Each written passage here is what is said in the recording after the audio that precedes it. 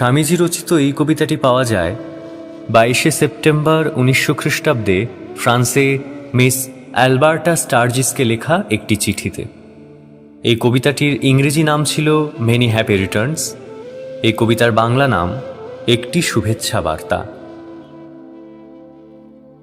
মায়ের হৃদয় বৃত্তি সংকল্প বীরের, মধুর পরশখানি কোমল ফুলের, বেদিতলে লীলাময় পুণ্য হোমানলে, সৌন্দর্যের সাথে শক্তি নিত্য যেথা দোলে, যে শক্তি চালিত করে প্রেমে বশ হয়, সুদূর প্রসারী স্বপ্ন পথ ধৈর্যময়, আত্মায় বিশ্বাস নিত্য সকলে তেমন, ছোট বড় সকলেতে দেবতা দর্শন।